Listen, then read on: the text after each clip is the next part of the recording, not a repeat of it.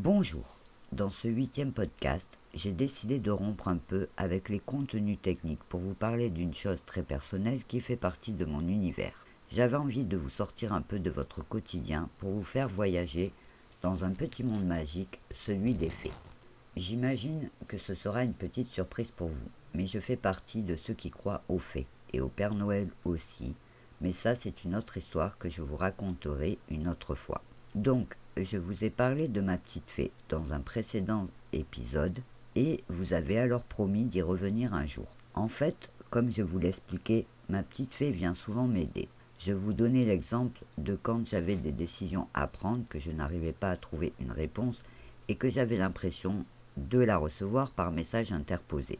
Je ne vais pas reprendre toute l'histoire, mais pour faire simple, j'ai toujours le sentiment, quand j'ai un petit problème, d'avoir une petite fée pour me conseiller. Depuis toute jeune, j'avais remarqué que dans diverses situations, quelque chose agissait pour faire en sorte que ça se passe bien pour moi. Ce n'était pas réservé à certains domaines de ma vie, je le ressentais vraiment au quotidien. Le petit truc qui fait que les choses finissent bien.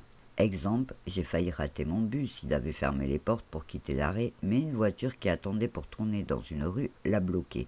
Et du coup, j'ai réussi à la voir. Quand tu racontes ça à une amie, tu vas lui dire « j'ai failli rater mon bus, mais par chance, une voiture l'a bloqué et j'ai réussi à la voir ». Alors bien sûr, dans un monde rationnel, vous allez me dire que ce n'est pas de la chance, c'est grâce à la voiture que le bus a été bloqué, donc grâce à un fait précis, que je ne peux pas nier.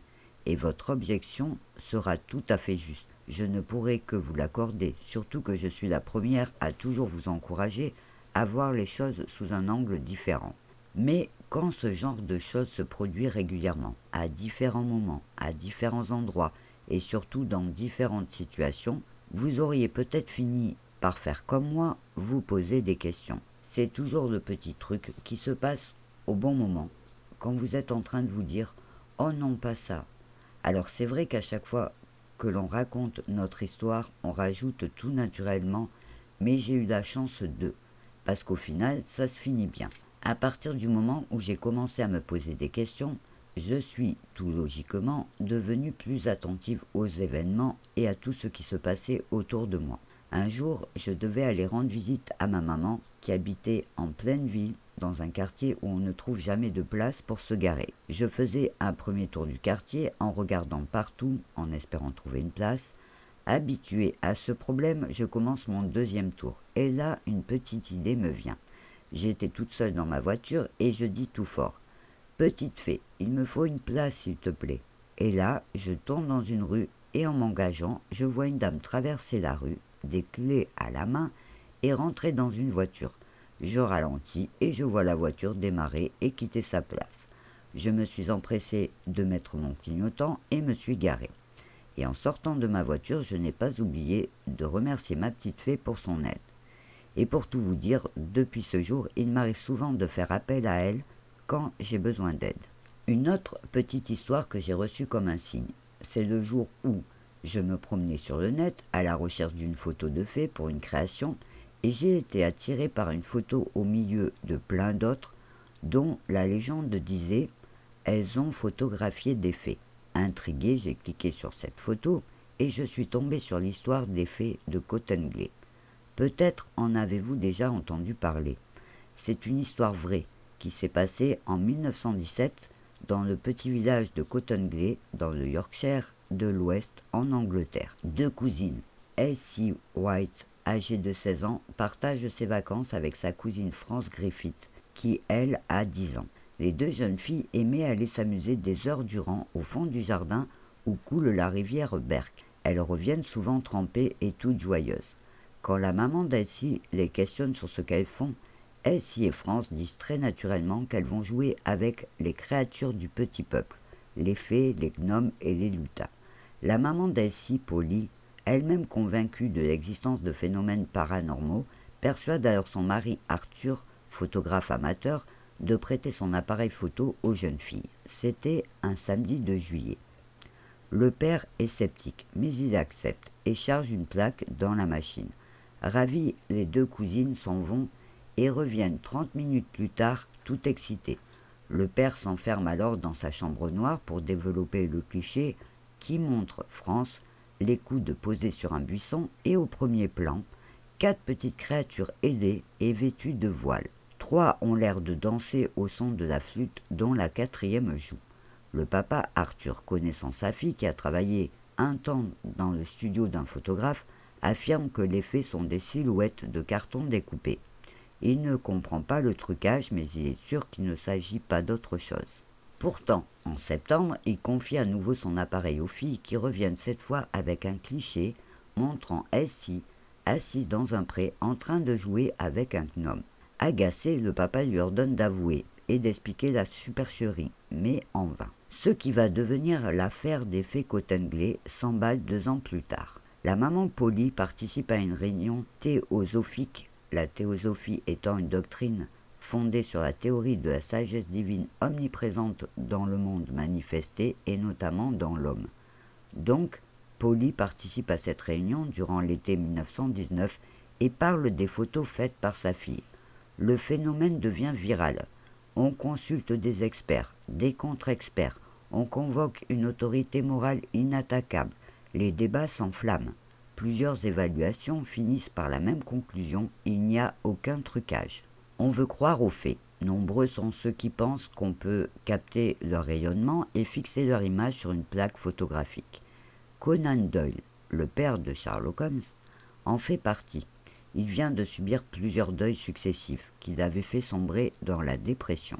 Les photos prises par Elsie et France le captivent. Il entre alors en contact avec la famille, puis publie en novembre 1920 un article dans Strang Magazine illustré par les 2 images des faits de Cottingley, puis un second l'année suivante et enfin, en 1922, un livre intitulé « The Coming of the Fairy » qui a été traduit en français sous « Les faits sont parmi nous », une enquête inédite. Pendant ce temps, les 2 cousines grandissent, mais certains spécialistes des phénomènes paranormaux craignent qu'elles ne perdent leur innocence et leurs facultés. Edward Gardner, un grand théosophe, écrit alors à Conan Doyle en été 1920 pour lui demander de l'aider à faire la lumière sur cette affaire parce qu'il craint que les jeunes filles perdent leur pouvoir si rare. Fin juillet, Gardner retourne chez les White avec 2 appareils et 24 plaques. Les 2 jeunes filles reviennent avec 2 clichés. Sur l'un, France se tient de profil, une petite créature ailée semble poser sur une branche tout près de son visage. Sur l'autre, une demoiselle du petit peuple, debout sur une feuille, tente un bouquet de campanule à Elsie. Et 2 jours plus tard, les 2 jeunes filles prennent ce qui sera le dernier cliché, les fées et leur bain de soleil. Elsie et France grandissent, se marient et partent à l'étranger. L'intérêt pour les faits se calme, jusqu'à ce qu'en 1966, un journaliste du Daily Express retrouve la trace d'Elsie. Celle-ci prétend avoir réussi à fixer ses pensées sur la plaque. Ce sont des photographies issues de mon imagination, déclare-t-elle. En 1978, un nouvel examen réalisé par un scientifique montre que les photos sont truquées. Le procédé met en lumière le trucage des silhouettes de fées découpées dans un livre pour enfants très populaire à l'époque et collées sur du carton. C'est un nouveau phénomène viral qui divise les spécialistes. En février 1983, Elsie a alors 83 ans, quand elle avoue dans une lettre que les photos sont truquées, mais qu'une fois qu'elle a vu l'ampleur que leur histoire avait pris, elle n'avait pas osé avouer la vérité et risquait de causer du tort surtout à Sir Arthur Conan Doyle. Mais jusqu'à sa mort en 1988, Elsie affirmera avoir bel et bien souvent vu des fées lorsqu'elle était enfant, ce que confirme sa cousine France durant toute sa vie. Mieux, France a toujours prétendu que la 5e photo était authentique et que les créatures qu'elle montre existent. Si vous souhaitez voir les photos dont parle cette histoire, il vous suffit d'aller sur Google et de taper les faits de Cottingley. Vous les trouverez très facilement. Je ne sais pas ce que vous allez en penser, mais moi j'ai beaucoup aimé l'idée que ces 2 dames n'ont jamais dit clairement qu'elles avaient tout inventé, et sont donc parties en nous laissant le droit de choisir d'y croire. À l'époque, j'avais continué à faire quelques recherches, et j'étais tombé sur un article qui parlait du témoignage d'un ancien lutteur, Ronnie Bennett, qui travaillait dans les bois à côté du village de Cottingley dans les années 1970 et qui affirme avoir vu 3 petits elfes qui mesuraient environ 10 pouces, c'est-à-dire environ 25 cm, et qui le regardaient fixement. Il ne les a jamais revus, mais cette rencontre lui a permis d'en conclure que l'affaire des fées de Cottingley ne pouvait pas être un canular. Si ce sujet vous intéresse, il existe beaucoup de ressources sur le net qui vous permettront de vous faire votre propre idée. Personnellement, j'ai choisi mon camp. Je plaisante, mais juste à moitié, parce que j'aime dire que je crois aux fées et je l'assume complètement. Je n'essaierai jamais de convaincre qui que ce soit. C'est une croyance très personnelle que j'ai choisie parce qu'il me plaît de croire que l'on a le droit de se créer son petit univers. C'est agréable et reposant de passer quelques heures dans un petit monde parallèle où tout n'est que douceur, bienveillance et bonheur. Je m'étais d'ailleurs servi de ce petit monde magique une fois pendant les vacances au centre de loisirs maternels où je travaillais. Avec l'équipe, nous avions choisi de travailler sur le thème des fées et des lutins. Nous avions organisé toutes nos activités autour de ce thème pour les 2 semaines. Et nous avions une super idée. Le bâtiment qui nous servait d'accueil avait un grand pré, dont le fond était plein de grandes herbes, et nous avions trouvé une grosse et vieille souche d'arbre avec plein de trous. Avec une animatrice, nous avions pris des petits accessoires, vaisselle, petits vêtements, petits objets de maison de poupées. Nous étions allés les cacher dans la souche pour donner l'impression qu'elle était habitée par des lutins. Puis, nous avions organisé une chasse aux lutins. Nous avions prévenu les enfants qu'il ne fallait surtout pas faire de bruit si nous voulions les voir. Ils étaient tout excités, mais nous avons réussi à les faire marcher en silence à la recherche d'indices. Nous les entraînions dans les coins et les recoins pour faire durer le suspense. Les enfants étaient pressés, ils avaient trop envie de voir les lutins. Doucement, nous nous sommes dirigés vers la souche en les laissant avancer pour qu'ils la découvrent seuls. D'un coup, un petit garçon s'est mis à crier « J'ai trouvé leur maison !» Évidemment, on a joué le jeu. On l'a rejoint et tous les enfants ont couru voir. Chacun remarquait un détail, l'assiette, la petite veste, la petite canne, mais ils voulaient aussi et surtout voir les lutins. Une petite fille s'est aperçue qu'il y avait de la mousse sur une grosse feuille juste à côté de la souche et on a immédiatement déduit que le petit lutin avait pris sa douche à cet endroit à cause de cette mousse de savon qui devait être de la bave d'escargot. Ils y croyaient vraiment, c'était trop beau de les voir. Pour qu'ils ne soient pas déçus, on leur a proposé de se cacher plus loin pour attendre un peu si le petit lutin revenait.